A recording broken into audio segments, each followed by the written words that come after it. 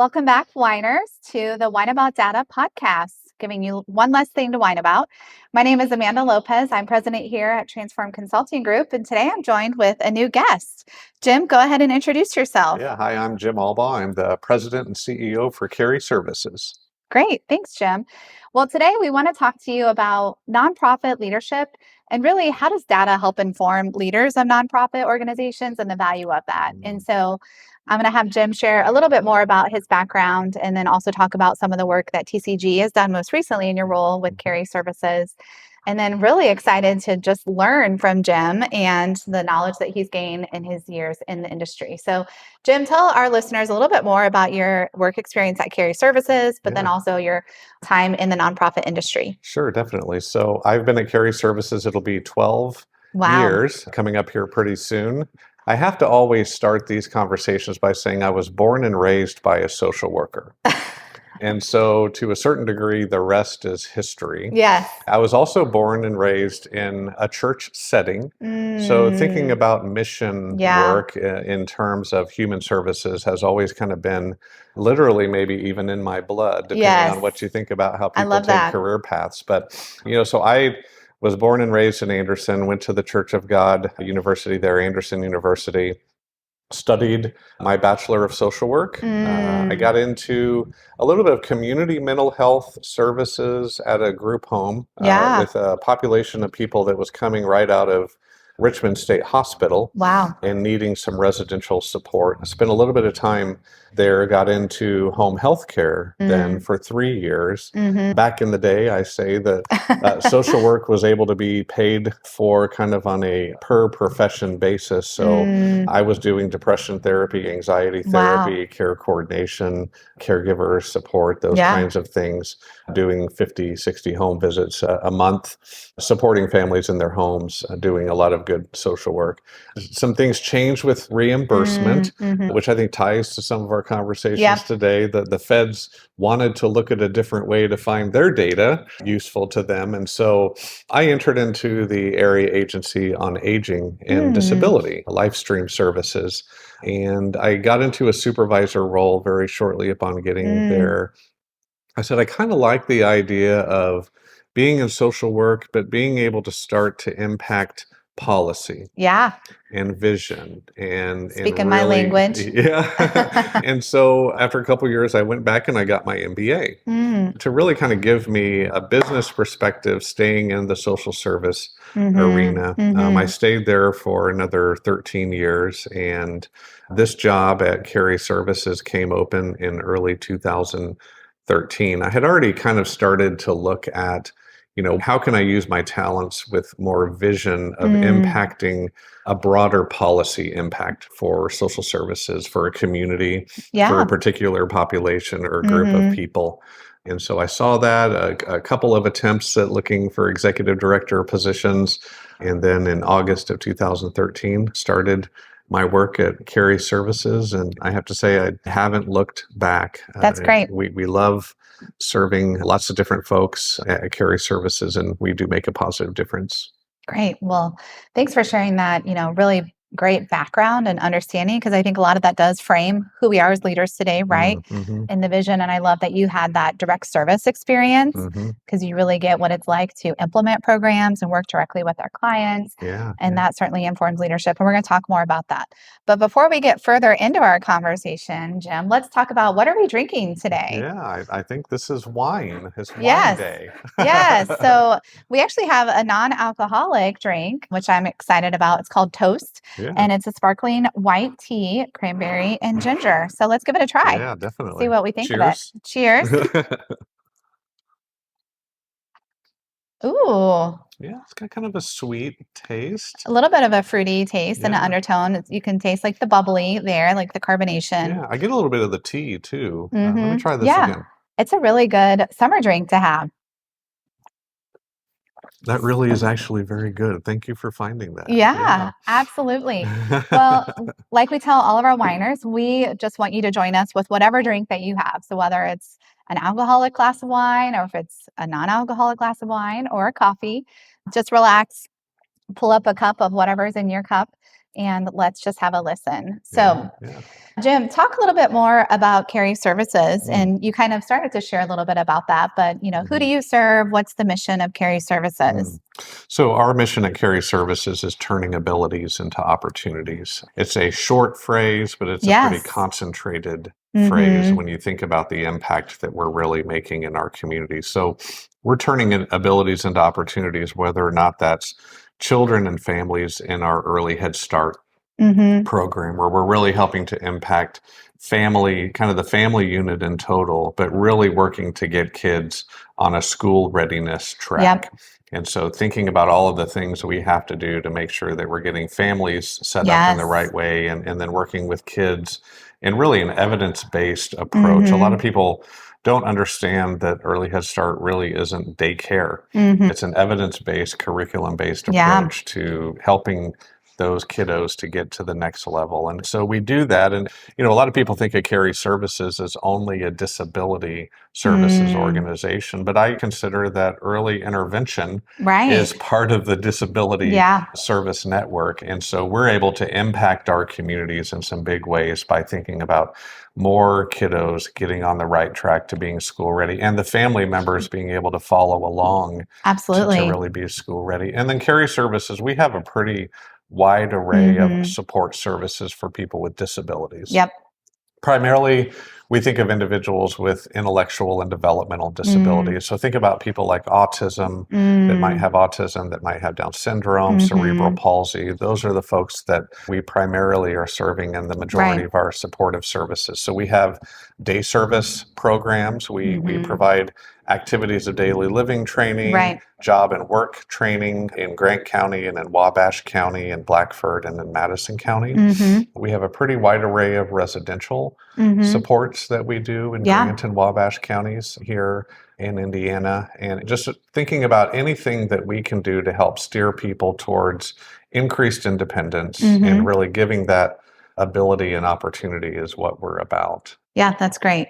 And, it's a large population in most of all of our communities, right? So, we want them to thrive and contribute to their community and be involved in many ways and opportunities. And so organizations like Carey Services are so critical to helping facilitate and support that. Well, thank you. We've been around for just a little bit more than 70 years now. We have 240 dedicated employees. That's huge. We have about $13 million in annual revenue that we support the communities with. And along the lines of the employees, when we think about turning abilities into the opportunity, we're always eager to make sure that applies to our employees too. Your own staff.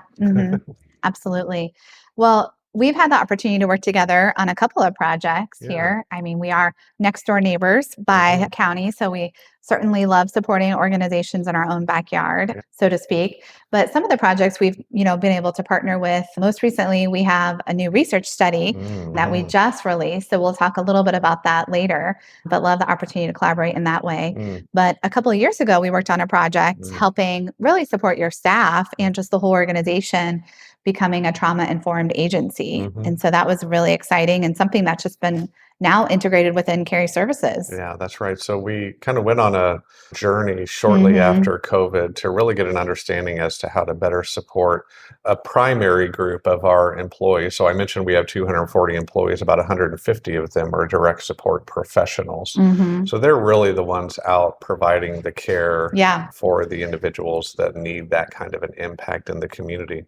And there's a lot of things that come with that job. It's a hard job. It's not an easy job. When they're at work, we require them to work pretty hard and to really kind of think beyond their own needs in a reality where they're bringing their own needs to the table. And so, we thought about an opportunity for how can we provide some direct success coaching to those employees. And we looked at a funding stream. AWS Foundation came forward to partner with us. And one of the things that's really important to a lot of the funders is what's the proof behind what you're doing. What's the data? Yeah, what's the data, Right, exactly. absolutely. So we can give, ideas and concepts all day long, but how are we going to prove that the funding that went to a project like a trauma-informed care workplace really helped and worked and made an impact? And so we wanted to bring TCG along for the ride, because I know you guys really dig into the data for us, or help to steer us in some of those skill sets that we really weren't really strong in at a time. And so you're right. From there, we spent 3 solid years kind of implementing that life success coach program. And it became so much of a culture of the organization that it ultimately fed into a lot of our employee practices. So that now that position has kind of merged into a director of employee success. And we're still able to implement most of the principles that we had developed with you all and with AWS Foundation with that program. So super thankful. Yes. No, it's awesome. We love the opportunity to, come alongside and think outside the box and innovate, look at research and data, and create, new models that you can implement, but then to see it continue to be sustained and expanded just like gives me goosebumps. Yeah. Well, you've started to touch upon this a little bit, but just thinking about, in your different roles, not only at Carey Services, but other nonprofit organizations, how do you use data? It's so funny. Since we've had this scheduled, I've been a little bit more aware of the talk of data. And just 2 months ago, I sent my team some information as we look to kind of refocus on some data for our own organization. And I came across this quote, which is an adaptation from Peter Drucker, who's a well-known professional manager and leadership. But it says, measurement is the first step that leads to control and eventually to improvement. If you can't measure something, you can't understand it. If you can't understand it, you can't control it. If you can't control it, you can't improve it. And so we've kind of began to adopt that a little bit more clearly at our organization. But just in the last 24 hours, data can be used simply in a maintenance program where, you kind of get into how many staff do you need? And what kind of data can you put behind that to prove that the productivity is such that we need additional staff? And so we had that conversation with our maintenance team yesterday, and our maintenance manager actually was able to recognize, I know you need the data. That's why we're going to take this particular approach so that you can see down the road if I need more people to help. And then just a little bit ago, I was in a meeting with Senator Zay around some strategic planning for one of our community partners, Radiant Health. And I was at the senator's table, but the senator made it very clear. He said that we only make decisions based on the database and the associated data. And so when you think about how critical it is to get funding, to think about the construct of programming, often the people that are paying us the revenue to do the impact we do are needing data. Right. I love that, because I think it's a lot there to unpack. But, it is every day, every hour, every minute that you're probably using data as a nonprofit leader. And some of it is you don't even think about it. You're on autopilot, right? But, it's important for your staff, to have that data to help make strategic decisions, staffing, programming. And then, as you talked about too, the example of, using data to communicate your need, your value to funders like policymakers. It's so critical. Yeah. Well, and for organizations like ours, we're also accredited. We're accredited through CARF, and we're accredited through NACCE. NACCE is an early childhood accreditation body, but they demand an expectation of how do you measure outputs and then eventually outcomes. So what is it you're really achieving in the big picture of your organization? So what do you think are some of the challenges either that you've experienced on your own or you've seen other, nonprofits, experience when it comes to having data and using data to inform decisions? Yeah, I think gosh, and I don't know if this is unique maybe to just nonprofits, or maybe it is, but there tends to be so many different data sources that we have to abide by. And sometimes those data sources don't talk to each other. Then you get those staff members too that are really good at creating their own spreadsheets. I know, yeah. And the challenge of that, of course, there's data elements in each one of those that are helpful as we think about decision making, but sometimes the data with all three, if we could figure out how to filter those data to one collaborative combined source, right? Exactly, an aggregate, if you will. And I do imagine that nonprofits probably don't have as much expertise or specialty in how can I use the data over here and the data over here to come to a conclusion that really can help me steer a strategy in a different directive. Yeah, I think you hit the nail on the head a lot. Those are a lot of the reasons why we get new projects for some of those challenges. But you're right. A lot of times your data lives in different systems or different tools and assessments for different programs. And so, when leaders want to come together to make data informed decisions to understand impact, change, areas to improve, it's a lot of work. And a lot of nonprofits don't have, an IT department, a business analyst or a data analyst, right? Who's pulling all that data together, or maybe the most advanced technology or solution, out there. That's where we come in and we'll create like that dashboard to, link and connect all of that on the back end. But I feel like that's still so new. Well, and unfortunately, when you think about funders, funders typically don't think in the context of including elements of data and data analytics, data analysis, data application in their reimbursement rate that they've calculated. In the same way, when we think about our philanthropic approach to donors and funders, it's not always attractive. If I went to you as a potential donor and said, I need to up my data analytics system, you're like, that's not really what I was thinking about. I'd rather you, train more people, educate, That's more exciting to invest on that internal. But then that return on investment can be so much greater. And so some of it's the storytelling, right? There might be some donors out there, and I would call to action for a donor that can help us with some data analytics over time. But absolutely. Well, on the flip side, what have been some, lessons learned that you've, gathered along the way that have helped you as a leader, be able to use data more and help facilitate your managers or your leadership team of doing that? Well, I think, number one, it can be the tendency of a leader in an organization to only allow so much data so far into the organization. And something that we're finding kind of as a renewed theme for myself, and something I've learned over time, is you have to be transparent with the data down to the people that are really sometimes providing that direct care, because without them understanding the impact of the things that they're doing every day and how that can impact some of the markers that we want to hit over the next quarter or the next year, you're only getting halfway down the organization and you're missing a huge audience, the mark. And so, I think for leaders, what I would say is don't be tempted to just share with your leadership team or your management team. Think about really what are the outcomes and the levers that you need to pull for your organization, for the people that you serve, and make sure you're getting critical information to the right people. Now, there's always a skill to that. Sometimes you might have to decipher the data a little bit differently for lots of different reasons. But, you can't expect people to help you meet your strategies and not give them the tools. And oftentimes the tools are data. Yeah, absolutely. I love that and that's often what we talk about when we talk about sharing your data. One, we want to make sure you share your data, but we want to, share it externally to like funders and partners, but internally to all your staff.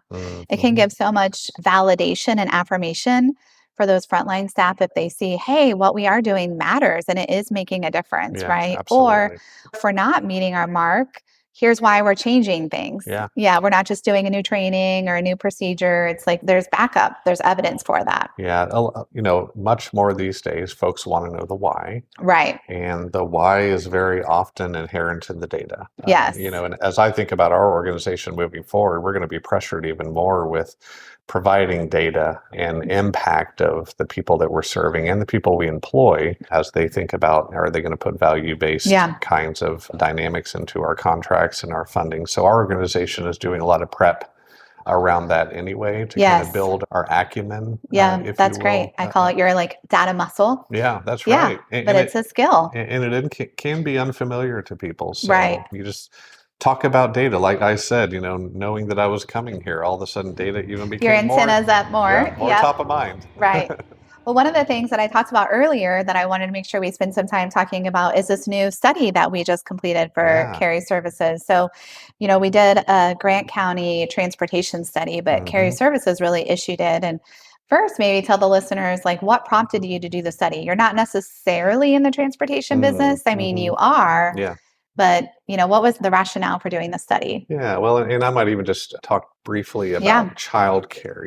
In communities, you hear often that childcare and transportation are kind of number one or number two needs when you talk about a needs assessment and the data that comes out of absolutely, of those we see that assessments. trend. But you don't always see the data behind it. So you have a lot of community members talking. And in this situation with transportation, where we were faced with was we do transportation for the people that we serve. Right. But as we think about trying to get them to be more independent, learn additional skills, and think about the resources and the network around our community, there's not a very good transportation system countywide in Grant County. And so we had an opportunity to apply for a grant through the Family and Social Services Administration that first addressed an understanding of what is transportation looking like for people with disabilities in the community. Yeah. And with that, what our concept was, how can we build in and kind of maybe help the community as a whole that any transportation service that can be built stronger in a community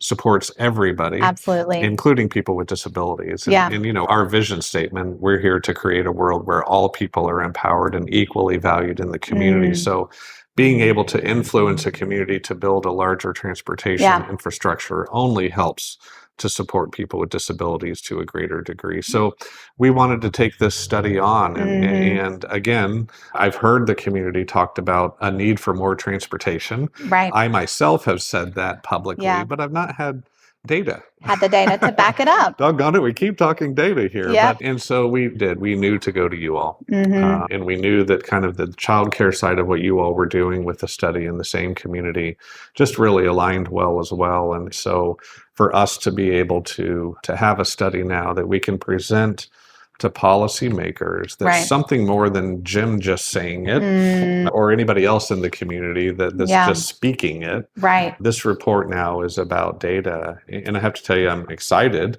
because the influence of the study is already showing to have a lot of energy in the community, and even with some state policymakers that know the study is here. I did share the data with folks that I thought might help to influence policy, which is one of my responsibilities as a leader in the organization and the community. And so we do have NDOT scheduled to be in our community at some point here and to kind of problem solve with us, to go through the study that TCG helped us put together with our team. And hopefully there are some things that come from that. Yeah. No, I think it's so exciting. And like we said, it's hot off the press.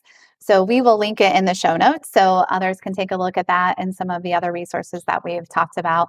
But I think it's just a great example of the opportunity nonprofit leaders have to really think about issues that are emerging for the clients you serve, but then also the larger community, right?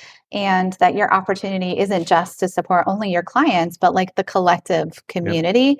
And I really have seen that in your leadership and really respect that and the collaboration that is happening in your community. And so I'm so excited to see how now having this data and having this understanding of what is the current state of Grant County, what are the opportunities that you can make progress, I do foresee transformation happening. Yeah, we're excited about that. Well, I know, Jim, we could talk for hours about data and all the great things happening at Carey and in Grant County, but we need to wrap it up. So if we were to give our whiners, our listeners, one key takeaway that you would recommend, because it can be overwhelming, as you know, there's a lot the nonprofit leaders have to do. But what's one thing that you say, hey, like start here, think about this? I know a lot of nonprofit leaders are probably already focused to a certain degree on data. Again, probably the funding that they get, or even if it's just philanthropy, the donors still want you to measure and leverage their funding. But I guess what I would encourage is, take the next 1 to 3 months and pick 5 new metrics that you know are really important to your stakeholders, whether or not that's the direct people that you serve or if you, however your mission is tied to your customer. But pick 5 new ones, because the other thing, you can get into a groove, right? Yeah, status quo. And you know, we've been doing the same report for 10 years and measuring the same thing, and sometimes you might get only what you keep measuring and it's the wrong stuff. Right. So 5 new measures would be my approach. And get feedback from your team. You know, this is the strategy or the goal I'm trying to achieve. And so I really need 5 new metrics to really drive that strategy in the way that it needs to be driven. My board is pushing me that way. My community is pushing me that way. And then measure that for the next year. And then communicate it as far down in the organization as you can, because if you're getting that feedback, they're going to want to see what the work was that they helped you to achieve. So 5 new metrics. It really is about being intentional. With the quote I said at the beginning, you know, if you can't control it, you can't improve it. If you can't measure it, you're not going to have success. Absolutely. Yeah. I love that. That's a lot of great wisdom there to impart for our listeners. So thanks, Jim, again for joining me today on our podcast. And for our listeners, you could definitely follow along. If you haven't yet, go to our website, transformconsultinggroup.com. You can sign up for our newsletter there. Also find all of our socials where you can follow us along. That's where we're sharing new things like a new report or a new study we are doing or new tips and resources for folks. And we have many exciting guests coming in the future. So definitely encourage you to continue to subscribe to our podcast so you can get the latest episode, and also recommend anyone else that you'd want to have join. Well, in the meantime, cheers to you listeners, and cheers to you, Jim, all the great work we're doing in Grant County. Yeah, thank you. Thanks, everyone.